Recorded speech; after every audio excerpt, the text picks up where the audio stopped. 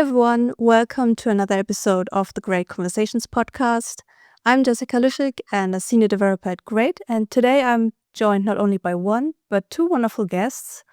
We have here Wes Tetters from Rapid Cloud and Robert Abela from MailerPress.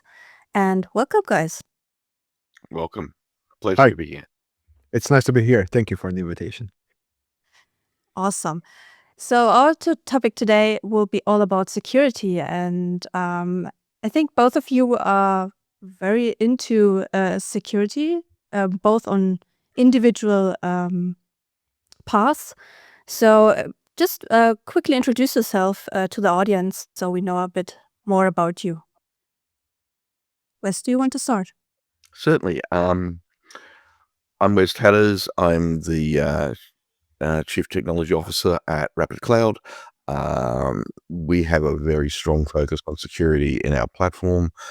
We believe that security should be a host responsibility, and it should be a first class responsibility in the hosting. It shouldn't be an afterthought. It should be something that you build your stack from, you work with customers from. There shouldn't be a scenario where a customer goes, my site's been hacked. Because it should be the host that's watching and monitoring for them from the start. Cool, wonderful. Robert. Hi, I'm Robert. I'm the CEO and founder of MailerPress. We develop a number of security plugins, not the traditional security firewall plugins, but we have an activity log plugin, a 2FA plugin, and login security plugin. Yeah, I've been involved in security for a few years. I've been working in the IT industry for 24 years. I started working with as a systems engineer for a number of security software startups, and that's basically where I've learned most of my security, by being systems engineer. We've been hacked a couple of times in the early days, and then of course you start learning. And nowadays, 13 years ago, I founded MailerPress, and now we're developing the plugins. Awesome. Okay, so we're having security both from two different perspectives, one from a host and one from a plugin perspective. And I think maybe we should talk about a little bit as like diving into this topic that while you focus on certain areas, I think security is not just specifically one area or one responsibility for one person or one level of the tech stack, but it's a shared responsibility of all parties involved. Yes, it is indeed. I would say everyone involved in the website. You start from the web host, the developer, the persons taking care of the website, managing the website, but also the users. Like if you have a team, marketing people, for example, even though they are not technical, they have, or you have, if you are the company owner, the responsibility to make sure they keep their software up to date, their laptops up to date, and they follow some security best practices. So yes, it is actually, it encompasses everyone who somehow has anything to do with the website, or even if someone just posts on the website, literally everyone in the equation has to do something with security. I think that's an important thing for people to understand. We've spent a lot of time working in the SOC 2 HIPAA and ISO 27001 spaces, which are the technical platform requirements for security, both in Europe and in the United States. And one of the key things that comes out every time you look at security is that every single part of the stack, every single person involved in the stack has a responsibility. Whether it be the end user who has a responsibility for ensuring their passwords are safe, whether it be the website owner who has a responsibility for ensuring their plugins are up to date, whether it be a host working to ensure that the malware stack or their firewalls are all up to date and consistent. And it goes beyond that traditional understanding of, we install a WordPress plugin that does our security. It goes into those things that relate to access and control. The MailerPress guys have got an amazing plugin, Activity Log Viewer, that we use internally as well. We don't just provide it to our customers. We use it inside our own platforms and dashboards, because it's a great way to know who logged in, to know when something got changed in the platform. Because security is not just about preventing access; it's about understanding the access that you have. Yeah, and it's like everyone can make mistakes, right? So Mm. we've had that with clients like saying, "Hey, something broke here. What happened?" And actually, we're also using the audit log plugin, and we could pinpoint it to, "Hey, you actually did that. It's not just something bad happened or someone hacked the site." I mean, it's not just a blame game here, but like it's easy to make it visible to people. Like, okay, this action has this result essentially, and as you said, it's not just about like a bad password or something, but like human mistakes can happen like at any level as well. And I Yeah, think I it's mean, a good way to like be able to showcase, because sometimes it's often hidden in, okay, this has happened and now what? How did it get here? How did we get that's here? exactly it. We monitor things like active logins, we monitor things like failed logins, but we also keep a track of when plugins are updated, who updated those plugins, sort of, and you'll get scenarios where, why is that particular user got 30 failed login attempts today? Mm, And then you'll drill back and go, hang on a minute, that's not their IP address. yeah, Someone has true. found their username and is now trying to hack that username. So they're actually trying to, and they may be trying that through social engineering or some other tool that isn't what you expected. So they may be trying to come in sideways through a user account that might have an administrative permissions. And it's important from the tech stack and from the platform stack that you understand and keep aware of those things and when they're happening. Yes, and it's also very important. These are all important points, but as Jessica said, this is not just about blame game or not trusting each other. And that's why, for 100%. example, that's where user role comes in, because all of us, even the most experienced, make mistakes. So it's very important. I always say when I speak to people, like if you are designing some security policies, assume that everyone is non-technical, because you can do the best, most strict policies that everyone has to adhere to, basically. So that's very important, because all of us make mistakes, even the most experienced, and some mistakes actually can lead to a lot of security issues. Yeah. Yeah. What other like common causes are there that like make websites break or getting hacked? What is it in your experience? The most common two we've been seeing, based on reports we've seen earlier on this year from some big WordPress security service providers like PatchSec and Sucuri, are outdated software, just the most common. And the second are user issues. Now, user issues, you can break it down in many other things. Password sharing, credentials hygiene, maybe not using 2FA. There are a lot of issues there. But clearly, because even updates, usually when it's outdated software, it's a user mistake because they didn't keep the software up to date.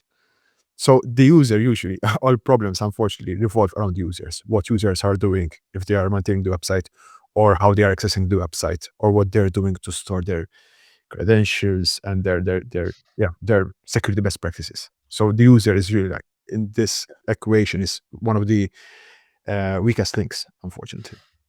Sometimes also, unfortunately, because of the nature of WordPress site owners, it's about timing.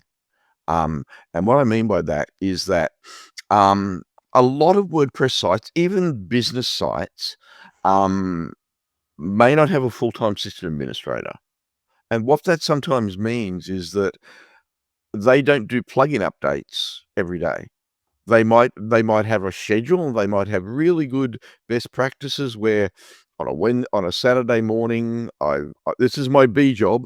On a Saturday morning, I get up at 9 AM and I go through my plugins, I do a backup, I create a staging site, I test all the plugin updates, and I release them.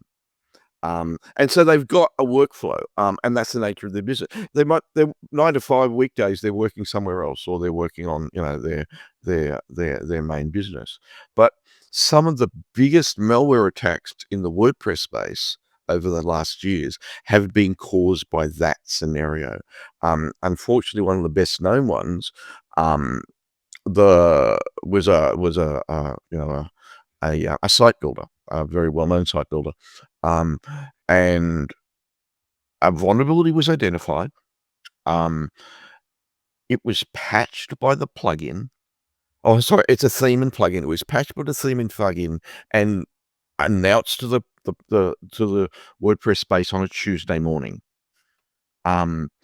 Unfortunately, the messaging didn't say the world is ending if you don't install this now. It said it was a security update, and a recommended security update. You need to update it.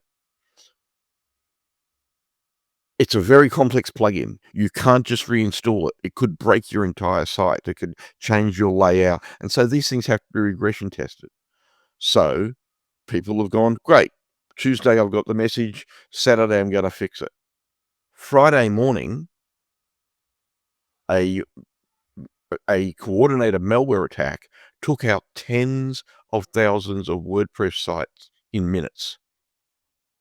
Now, it wasn't anyone's fault. Yep. It was a set of realities in the WordPress space. And so the only customers that were protected, ironically, were customers using vulnerability tools. So what that meant is that, unfortunately, WordPress, WordFence type plugins, security, all of those sort of plugins, they deal with malware. But this is just a plugin that's got a bad line of code in it.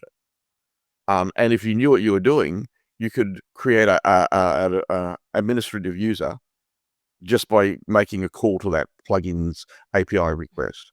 And 2 minutes later, you had control of their site. And lots of customers that morning wake up discovering that their sites were pointing at a online gambling casino.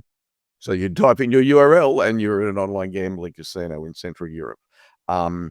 So that was a set of situational circumstances.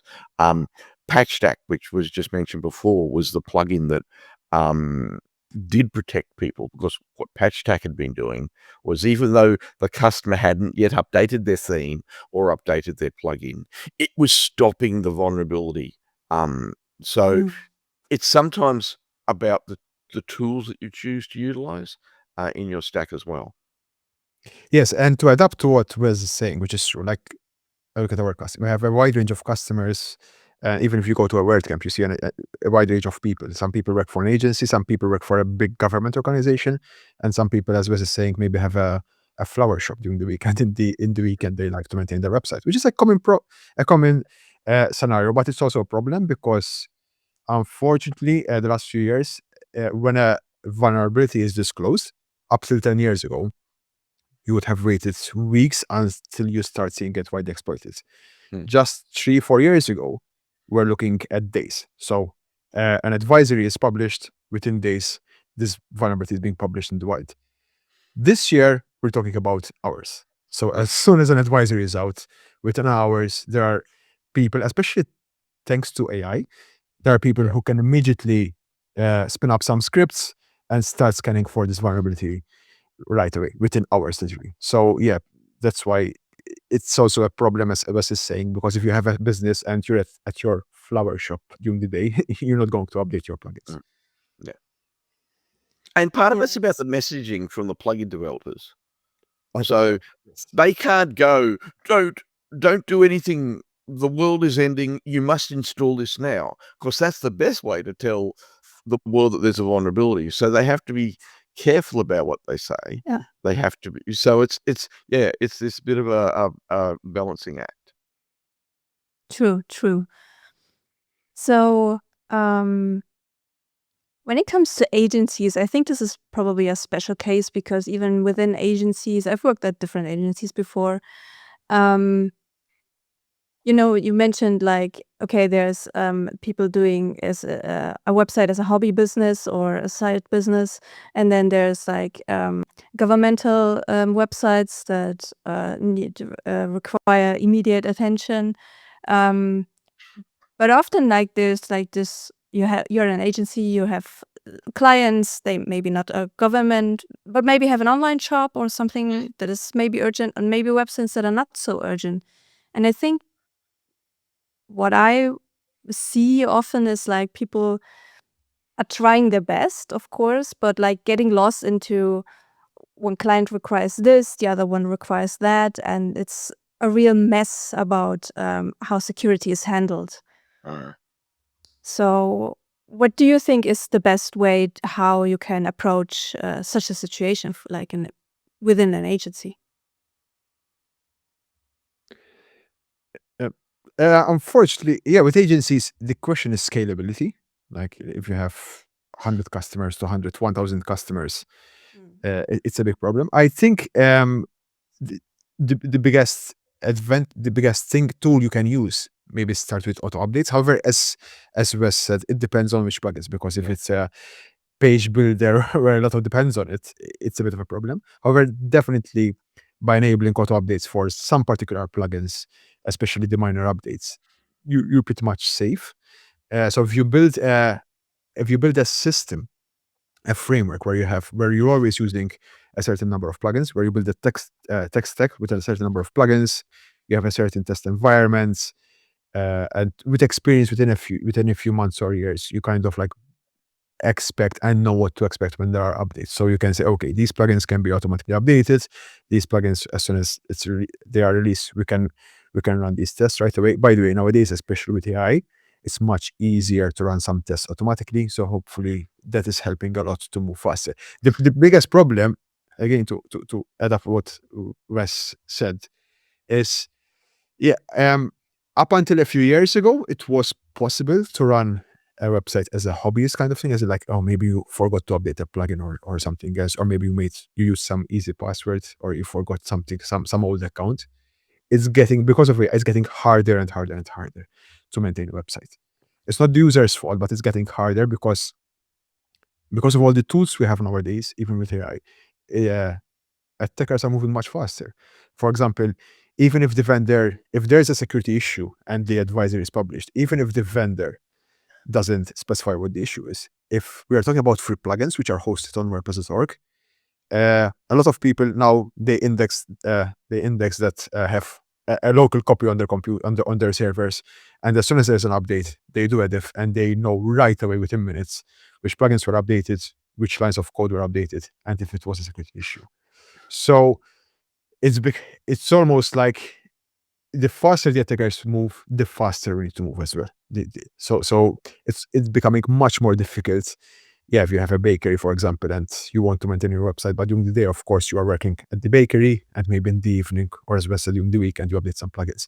This is becoming more and more difficult, and that's why most probably need to rely on some sort of professional help or agency where they have like a solid tech stack. They have experience with maintaining websites, updating plugins, maybe having some sort of test frameworks in place so they can keep your website up to date as soon as possible. Sometimes not always easy, because as Wes said, if it's a page builder is going to become a problem, but for the majority, at least, you can move as fast as possible.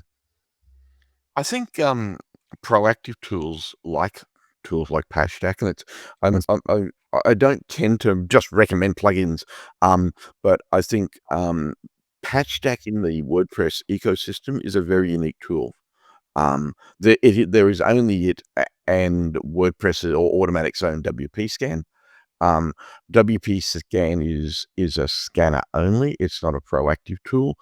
Patch Stack is the only tool in the space really that has vulnerability management, in terms of the fact that it's got its own bug bounty. It means that people are submitting bugs to them. It's got having been also not just a host, but also a plugin, a member of a plugin development team that has had vulnerabilities reported to it. One of the challenges is that, and this is a unique challenge for agencies. So most agencies are building their own code as well. They're creating their own custom plugins. They're creating tools for their customers. And I think that adds a unique challenge for the agency. See, lots of WordPress sites are just downloading plugins from WordPress.org. WordPress.org's plugin team are running scans, they're running vulnerability checks, they're running malware checks, they're using tools like WP Scan to ensure that the plugins in the repository are as safe as possible. But I think in the agency space there is a unique challenge, because very rarely are their plugins scanned. Very rarely are their plugins being validated, and I think in those cases, there's a kind of a partnership with platforms like PatchStack that people don't actually know about. PatchStack will also work with plugin developers to actually scan their plugins, scan their installed code, and identify vulnerabilities. So I think for agencies, that's this is at levels of scale for an agency. If it's an agency with 10 or 50 customers, it's probably more of a challenge. But larger agencies in that 1,000 customer plus area that especially are doing their own regular custom development, I think also have a responsibility to ensure that. And look, let's be honest. AI is a great tool, and we all use it. I was talking with one of the WordPress plugin assessment team about 6 months ago at a WordCamp, and we've known each other for a number of years, and they were saying that they're getting a lot of plugins that have obviously had AI-assisted code. Mm. The scary thing was those plugins had malware in them. Now, AI scans the internet, reads all the, it's read all the WordPress plugins, and it's using that code as its code base to help it create new WordPress plugins. The challenge is that the code that was written had vulnerabilities in it. Now, so it's everyone's responsibility. So it's about, doesn't matter who it is, it's being a developer or the end user or the agency, taking an opinion that it unfortunately, and it's not being a doomsayer, but unfortunately taking an opinion that there's a good chance there's something wrong. So make sure you're doing scans, make sure you're doing vulnerability checks.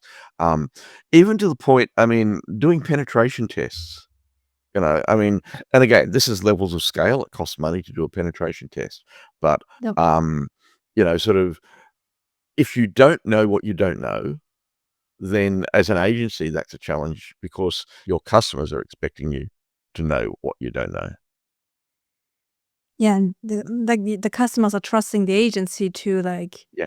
not make it worse than it is. So I think this is also even for, you said it's for big agencies, but I think even in small agencies there is custom code somewhere, because a client needs something very special, and it's there's just no plugin that covers it. Despite there's And so many plugins out there. And sadly, it's so simple.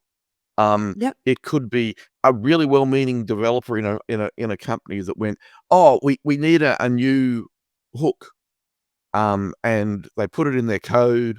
It sits there dormant until someone stumbles across it and discovers that if they call that particular line of code, it flips a switch that changes the user from a end user to an administrator. Now, the plugin developer may have done that for a very specific reason. So it might be something like a view as tool, view as administrator, or view as a current user. And the code worked, and it did exactly what it was supposed to do. Unfortunately, if someone could find it and discover that it was there, and discover that, unfortunately, that particular API call didn't actually have a login requirement. So it was publicly available, not authenticated. And Yeah. we're talking about something you'd go, "Oh, surely that can't happen." But that's exactly the vulnerability that occurred in that theme builder that we're talking about. It was literally an API call that didn't have authentication on it, and anyone could call it. So yeah, That's crazy. Yeah. there's no simple solution, but definitely tools like PatchStack, definitely tools like WP Scan. Don't just rely on like malware tools. Don't just rely on vulnerability tools. And I would also suggest that agencies look at partnering more closely with those type vulnerability type plugin developers. Look at developing closer relationships with them. Of course, they are proactive. People like Oliver said are very proactive about helping people in the WordPress space. Malware developers, like malware security at server level type developers like Monarchs in particular are very proactive in working with agencies and working with hosts to help them. I mean, we use Monarchs, and I'll be honest, it's a full disclosure thing. The Monarchs team sits inside every one of our customers' websites in real time, monitoring what's going on. It's not a plugin; it doesn't slow things down. The customer can't uninstall it. They can't deactivate it, but they sit there monitoring in real time. And what that monitoring in real time does is it becomes like a honeypot. If they see a specific strange activity happening, there's a regular activity happening on WordPress sites today that's opening a folder or trying to execute a folder in a temp directory or something like that. They very quickly could dog food and honeypot those things, so they can actually start seeing them even before a vulnerability has been published, even before malware exists. In the last 12 months, I'd say in our platform, we've seen maybe 15 or 20 zero-day attacks that no one knew about. They didn't, and they something suspicious starts to happen, and that's where you've got to rely on your security partners to help you. And those suspicious things can get escalated very quickly. In Monarch's case, about 15 minutes. And they can start vulnerability patching their entire customer base, or our entire customer base as well, when they see something suspicious happening. So I think it's important for our agencies, especially bigger agencies, to develop relationships with those various malware and security and vulnerability providers as well. Yeah, and just to add up also what Wes is saying, because he mentioned a number of tools, it's important to point out there is no one tool that fits all 100%. and does everything. That's why it's important. Security is about processes, best practices, and a suite of tools, not just one tool. So once you build your own tech stack of security tools, best practices in place and stuff, it makes life much easier. Yeah, and develop relationships with them. Have that really close relationship. Yes.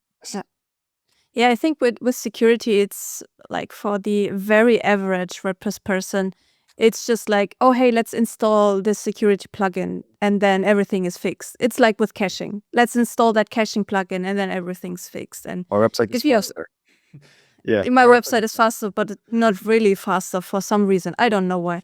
And it's the same actually with caching and with security. It's like there are so many different layers that are responsible for either having a fast site or having a secure site. And I think what really not probably everyone knows is like, what are these layers individually? What can you do at what point?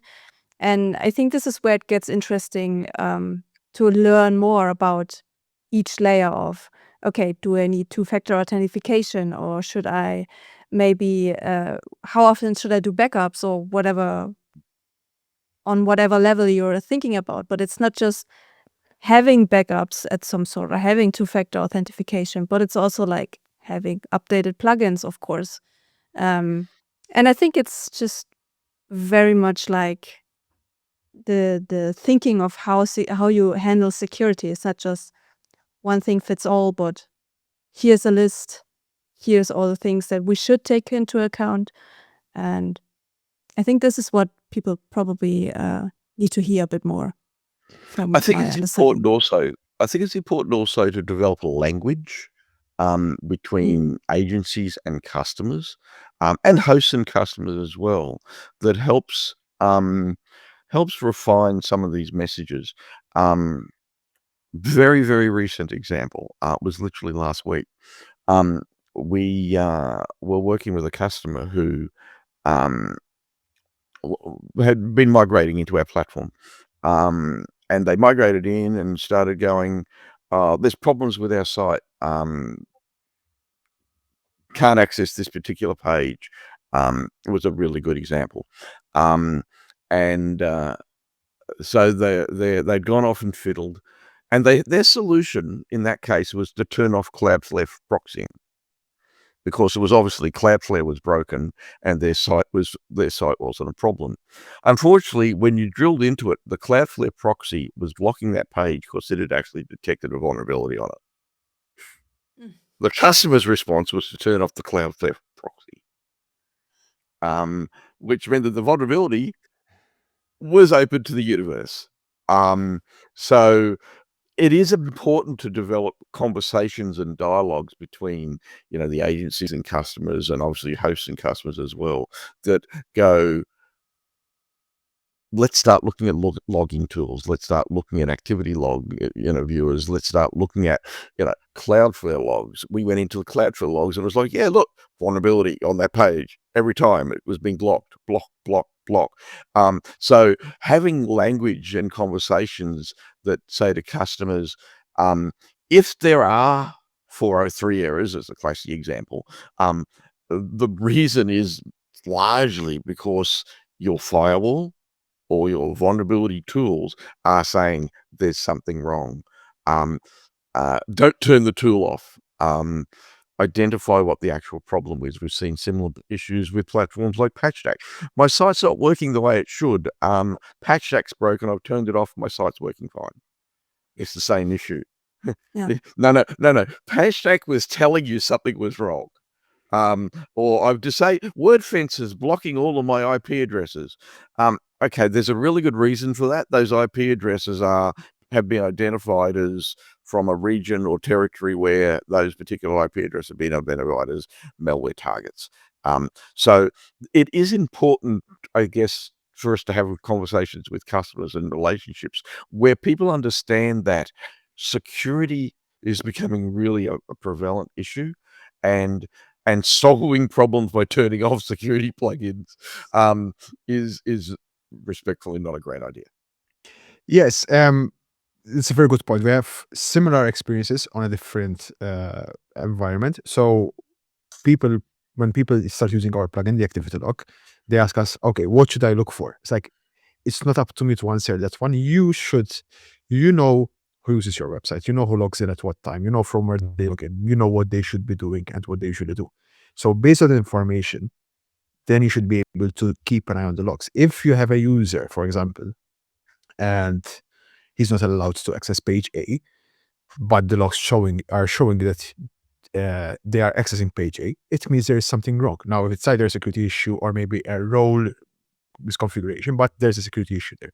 But me as a vendor, I cannot tell you what you should look for in the plugin. You should have a better understanding of what your website is about. So as a website owners, even though sometimes it's easier to say, oh, okay, there's a good solution, let's just implement it and it's done. They need to have a better understanding of their website, what is it doing, what the tools that they are using are doing. And yeah, because by understanding that, if there are any problems, like Wes is saying, or if you want to learn a bit more, like, okay, what are the logs saying? You need to understand the website. I cannot tell you how someone is using the website, I don't know, somewhere like far away from, like somewhere in Japan, when they log in, what they are using it for. So I cannot tell you what patterns to look for in the logs. So you should have a better understanding of how your website is used, who logs in, and at what time, at what they do. And then you can use the logs appropriately. And this is the same exactly in a different scenario. That's what Wes is saying. Oh, my firewall is blocking things, so I shut down the firewall. If you don't understand the tools and what you're looking for, then of course, these are solution. Yeah, remove the plugin. I don't want to see all these logs. Shut down the firewall. I want to see that page. But you're making a mistake. So the users are also the owner of the website, is also responsible for its own security. Or at least, as we're saying, I think the easiest thing is to open a communication channel and talk a bit more on what you're looking for, what your concerns are, and you'll find the professional people who can help you solving that issue.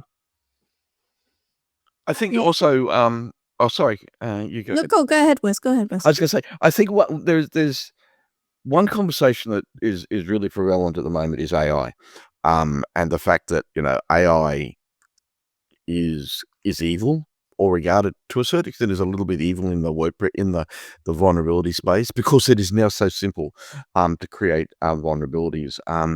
Vulnerabilities, yes, as we were saying earlier, they're appearing every hour now, and they're largely by AI.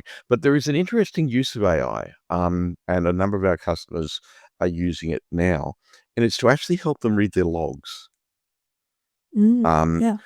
You can literally, and we have some very big customers who they don't have the brain space, the time space, or anything to analyze their own logs, but they can pour their logs now into a very good AI tool, and there are a number of them out there. I'm not going to mention them, where they can simply go every day, hey, here's my logs, read them, please, see if there's anything of issue. And within a couple of minutes, AI tool will be able to identify issues in what might be, terabytes of log information, and can actually help customers be proactive, help customers analyze big complex logs of, here's my error log for the day or my access log. Please just look through it, look for suspicious things. And so it can be used quite actively as a proactive tool by end user WordPress owners that aren't necessarily technical in any way, shape, or form. So it is a potentially proactive use of AI that can help site owners, site administrators, to do things that they never did in the past because it was just too hard. Yeah, true. We didn't have an hour a day to read through every line of our log or look at every error on the log report. So, Or unless you had to, because like there was some sort of issue you had to fix you're trying to as a find, developer. Yeah. So if you could change it to a proactive thing where you go, even if you're only doing it once a week, you mightn't be a massive site, but you can pull your logs in once a week. Yeah. And an AI tool can respond in minutes and say, hey, I've identified these 10 things that you should look at. Or more interestingly, what it can do is look at things that are over time. Hey, I've identified that every Monday morning in between 9 a.m. and 10 a.m., you get a bunch of suspicious requests for a bunch of suspicious IP addresses. And you ironically would probably never even find it yourself. It's funny you're mentioning this, Wes, because I was just experimenting myself just a few weeks ago. We just have some honeypots as well. Just get all the logs from the WordPress logs, the access logs from the web server, and it's a even without having a specialized AI agent, just No, you can just put it into ChatGPT. yeah, exactly. Just feeding it. Like, listen, these are the logs from my website for the last month. Yeah, tell me what you see, and the information starts giving you, and you can start diving deep. For example, you spot something. Okay, can you please tell me more about what this user? When did he log in? What did he do? So imagine, and if you save all this information, and every week you are feeding it this information, it starts then, of course, building patterns, and then it can catch anomalies. So, for example, oh, Robert usually logs in between 9 and 12, and from this IP address. However, last week he logged in at midnight, but from this IP address. So it's like, and those things, yes, the AI can catch them right away, can spot them right away, which is amazing. And you'd never things that you'd never spot yourself. No, it's impossible unless you configure some alerts, because they are like CM solutions that say, okay, if someone looked in from, but you have to do it. And it might have been that Robert was on holidays in the Bahamas, but in other cases, it's someone who's in Western Europe or in Eastern Europe trying to hack their site. Exactly. Yeah. So, but they're great tools. And they're things that can do things very quickly and simply that end user hosts, and also, I guess, something that agencies can be considering as well. Agencies could use those same tools to once a month access their customers' logs, pour them into an AI, get a bunch of proactive reports, and use those reports to go back to their customers for multiple reasons. A, to obviously provide them feature service, but in some stages it might be identifying new or vulnerabilities. It might be identifying, for the agency, it might be identifying work points. And new service points for the agency as well. True. Would you, I mean, this is a very theoretical question. Would you trust AI saying, hey, can you secure my site or make it more secure? Or would you say just no, don't do it?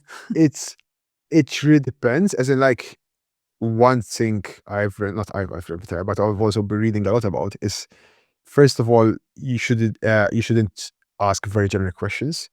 You need to give it way more context and build blocks by blocks. So if you go for something like, which most users do, especially if they're thinking, hi, can you secure my website? I remember speaking to Oliver this year of Perstech. I don't know how many plugins they've seen from people prompting AI, hi, can you build a WordPress security plugin for me? As simple as that. That is too generic. However, if you are technical and you know your website and start building block by block, for example, hey, I'd like to have an HTXS rule to block this port, for example, or to block these type of requests, and you start building slowly, then yes, you are using AI as a tool. However, if you go to AI, ChatGPT and say, hey, please develop a WordPress security plugin for my website, yeah, most probably asking for trouble, and you are actually most probably introducing vulnerabilities in your website rather than closing issues, right, Wes? Yeah.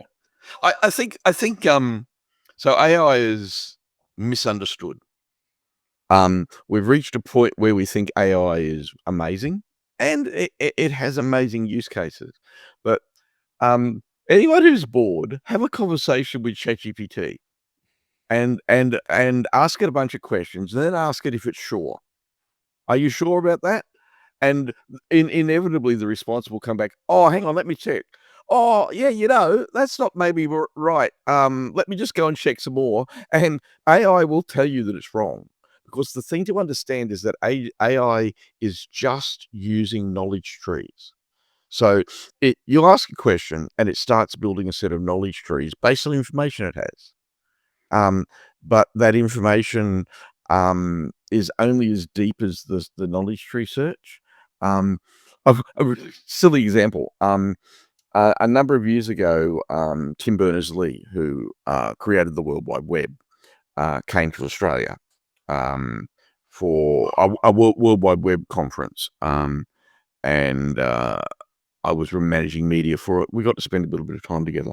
And I was only recently, I was doing a presentation. I went, oh, I can't remember when Tim came to Australia. I wanted to talk about it, something he was talking about way back then. So I asked ChatGPT, who told me that he'd never come to Australia.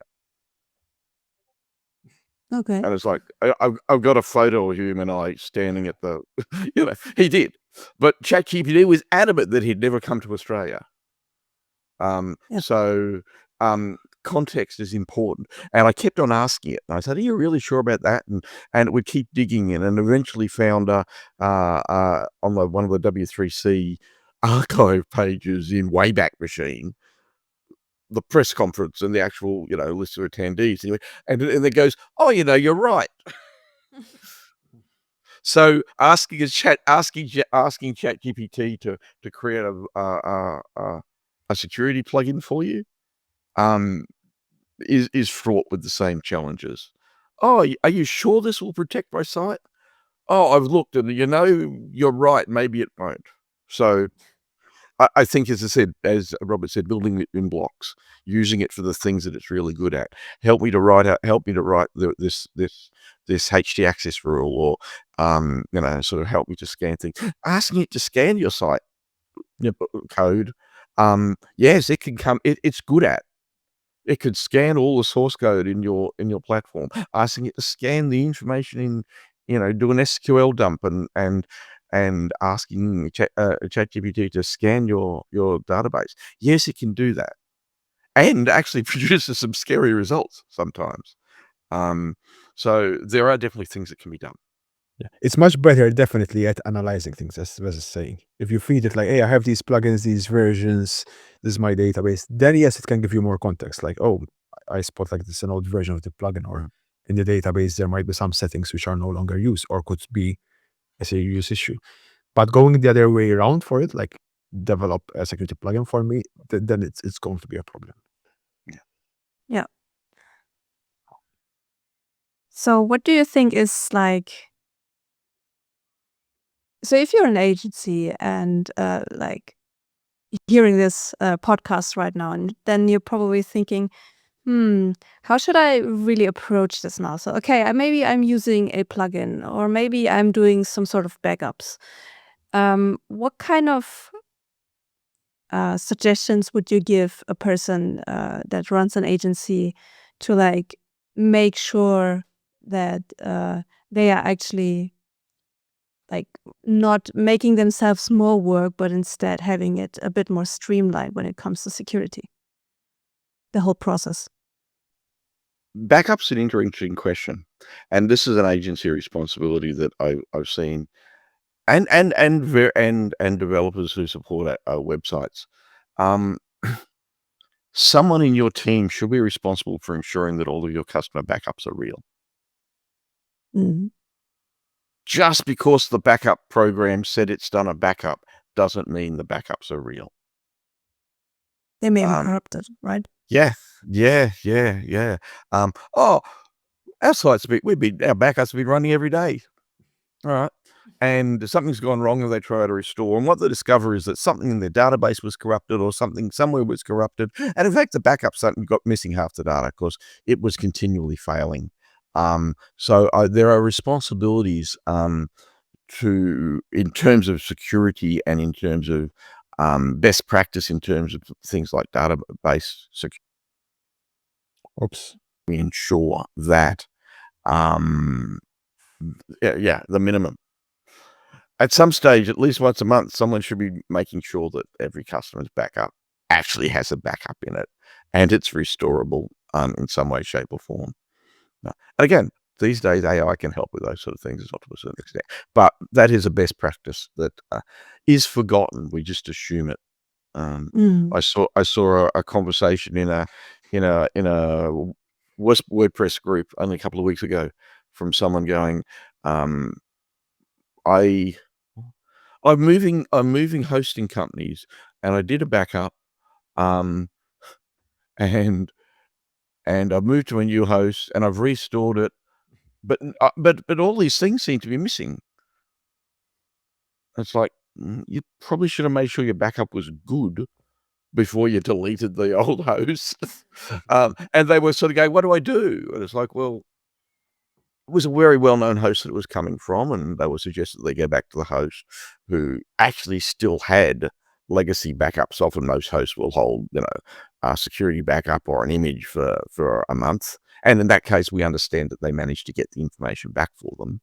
But, just making the assumption that the backup's good, I think is not a good look.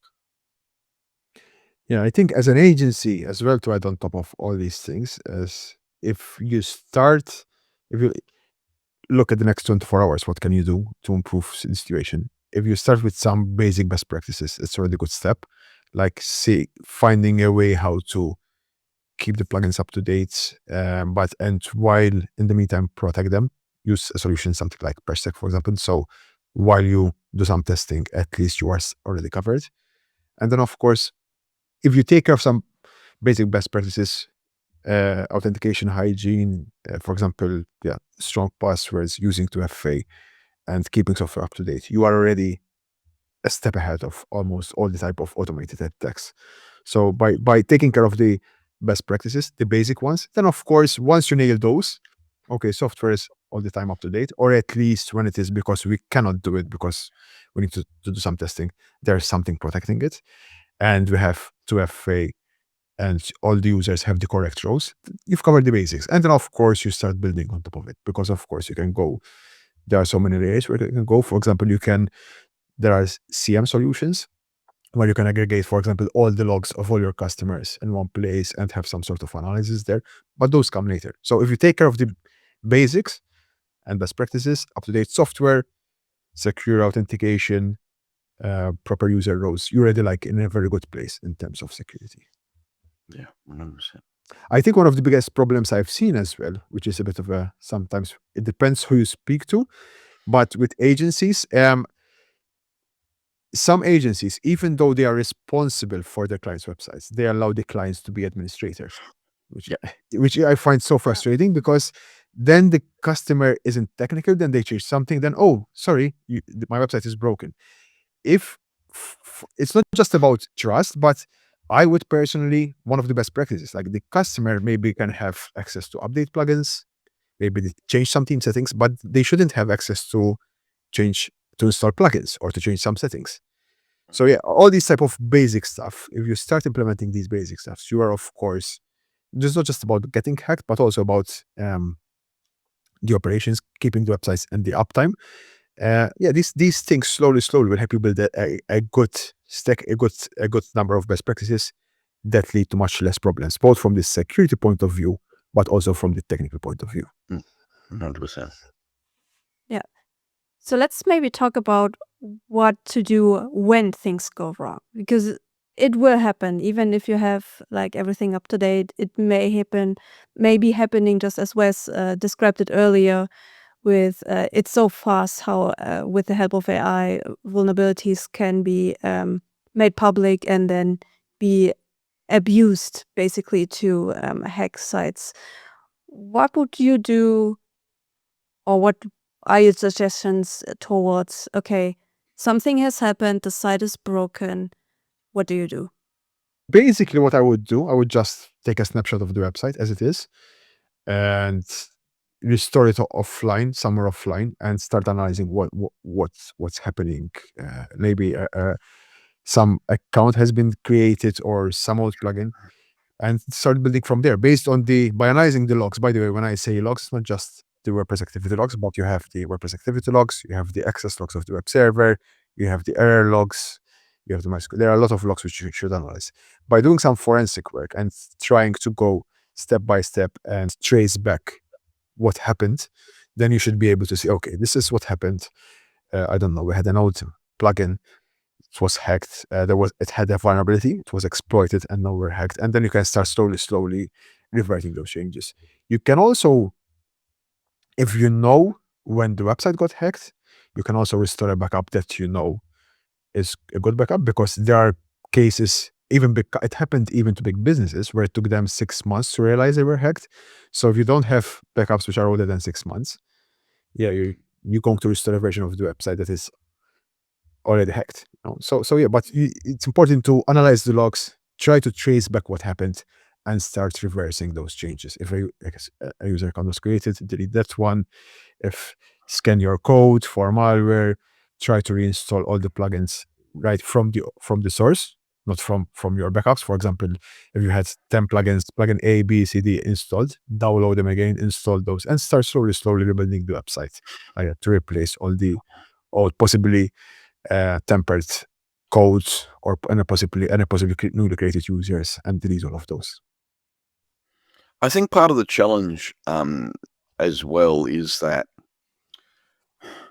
we talk a lot about backups, obviously, but in some cases, restoring a backup does as much damage as the vulnerability. And a good example of that is, say, a WooCommerce site that's got a lot of traffic.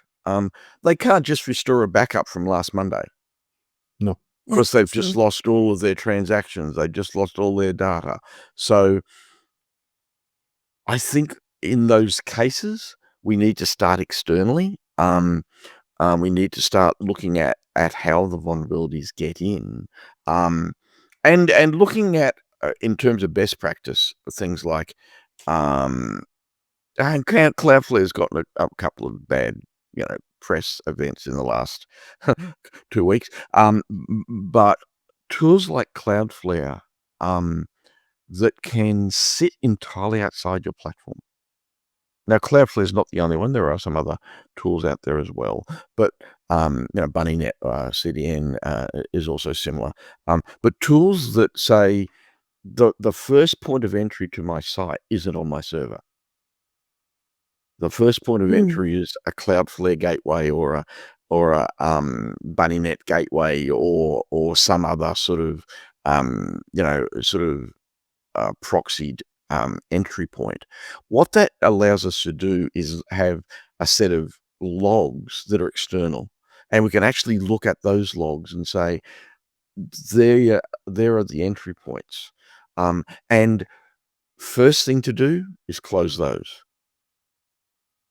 Because if you don't close those entry points, you can be banging away inside your site trying to fix the problem while they're still coming in through the gateway. So starting outside, securing that firewall, securing that point of entry, and once you understand that, then you can start internally, doing builds and repairs. Then you can start looking at, and those access logs can also help you understand what happened, and potentially in a lot of cases identify where the vulnerabilities likely are. Because if you can see that this particular call is being made, and that was the thing that's triggered the vulnerability, then it helps you to build an understanding. I will also say this, and there are some bad press tools, and there are some good press tools on this. If you're a live business like a WooCommerce site, I strongly suggest that if you have these sort of things, that you have a serious conversation with a vulnerability company who can help you make good. It will cost you money, but they have abilities to look at things that most customers don't even think about. A really classic example from about 2 years ago, a vulnerability got into the WordPress ecosystem through a different builder. And one of the things that it did was effectively hid a really innocuous looking line of code in the database. And it was basically attached to a post record. So it's in a post, like a page builder post, really innocuous line of code. It didn't look like a vulnerability as such. No one knew that it was a vulnerability. It had never been identified. But it sat there dormant for 12 months. And then one day woke up.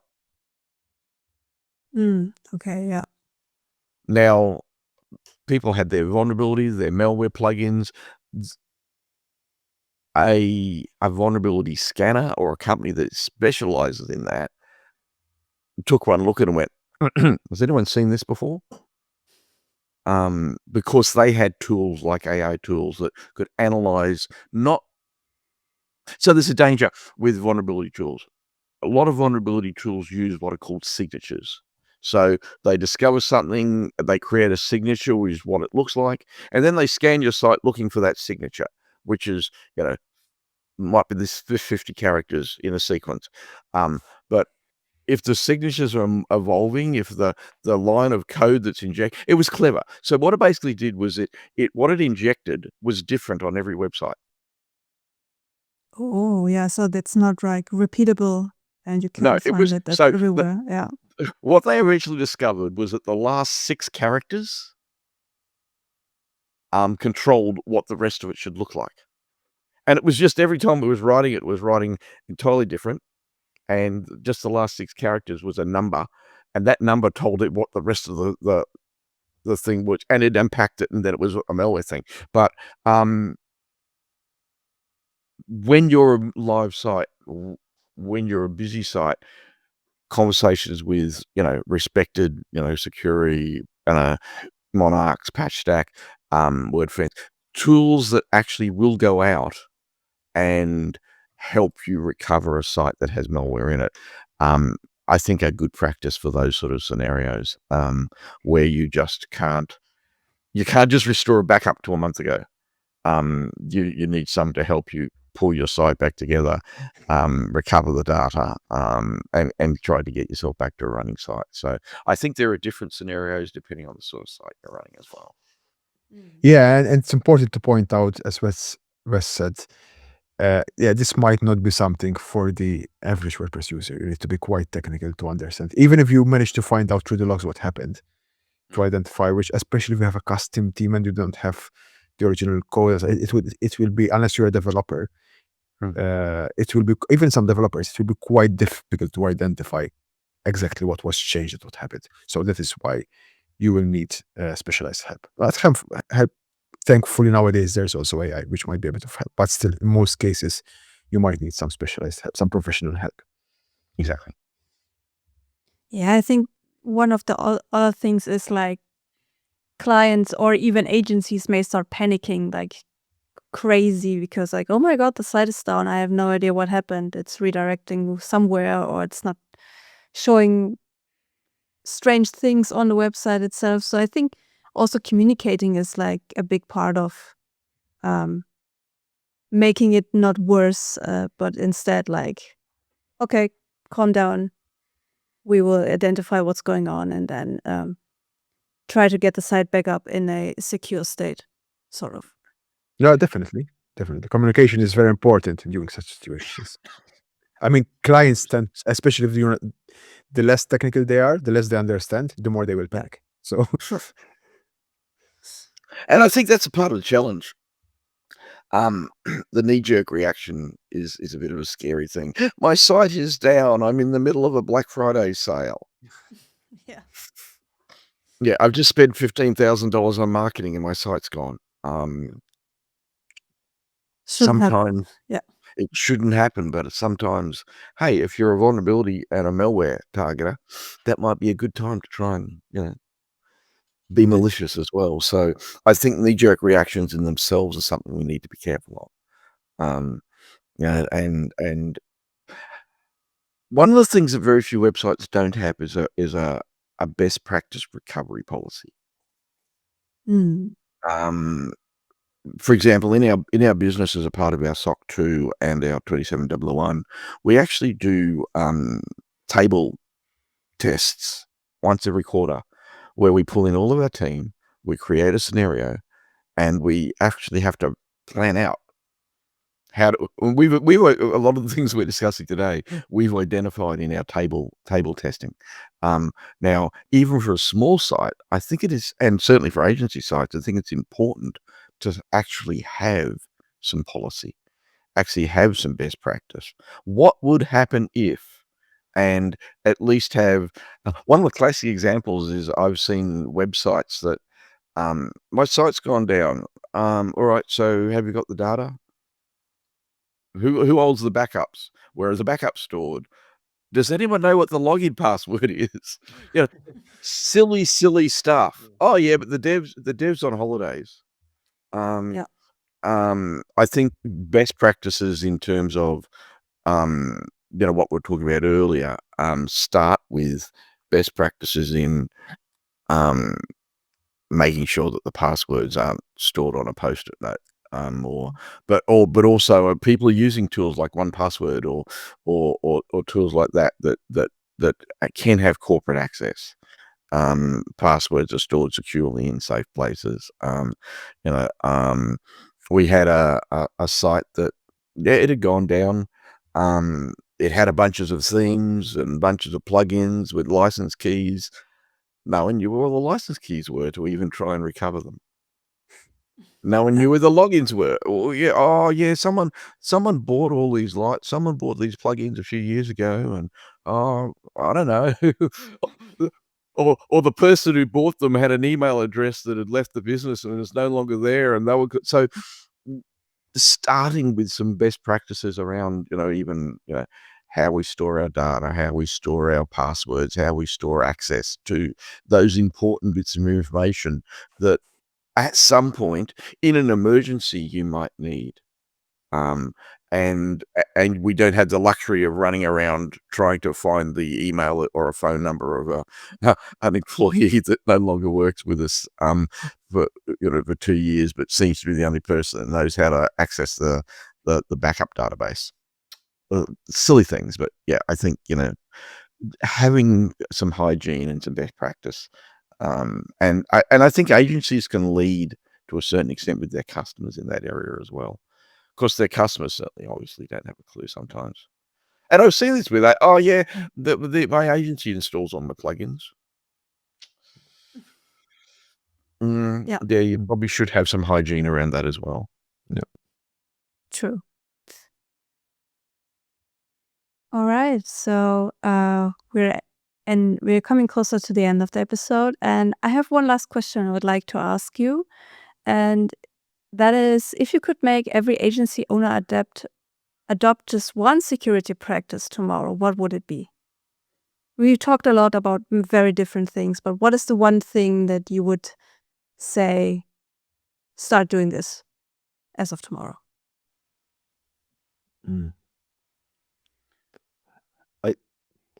I have actually I have two because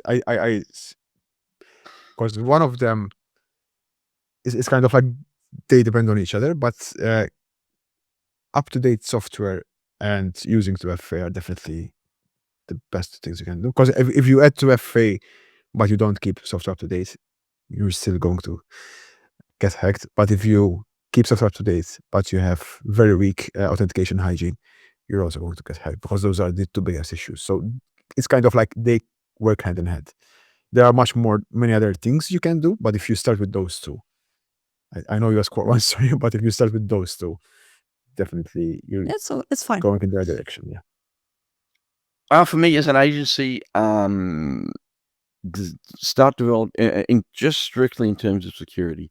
Start developing relationships with the companies out there that are expert in this space. Develop those relationships. We've mentioned Oliver here today and other. They are really approachable people.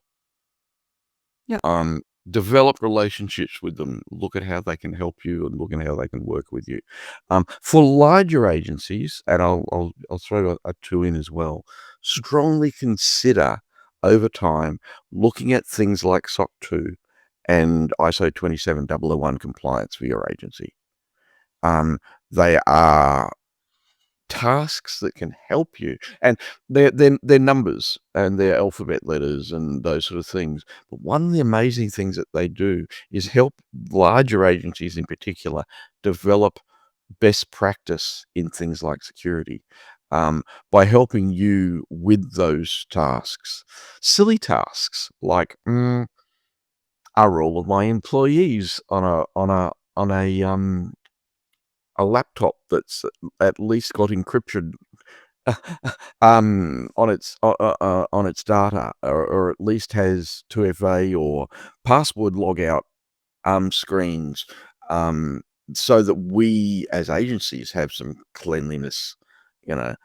How do we know that our developers' laptops aren't sitting open, in a workspace, in a WeWork somewhere around the world, and anyone can sit down and look at their laptop because it isn't being turned off when they walk away from it for 2 minutes. So tools like SOC 2 and ISO 27001 can help agencies develop best practice. Unfortunately, they're not cheap processes, but I think for larger agencies, if you've got 1,000 customers, I think in that space, best practices are something that agencies should be looking at as well. Cool. Thank you so much, both of you, Wes and Robert. That was a very, very cool episode. I learned a lot. It's always cool to listen to professionals in their field. And well, thank you so much for being here. And everyone else, I hope you tune in to the next episode. Bye. Bye. Thank you for having. Thanks.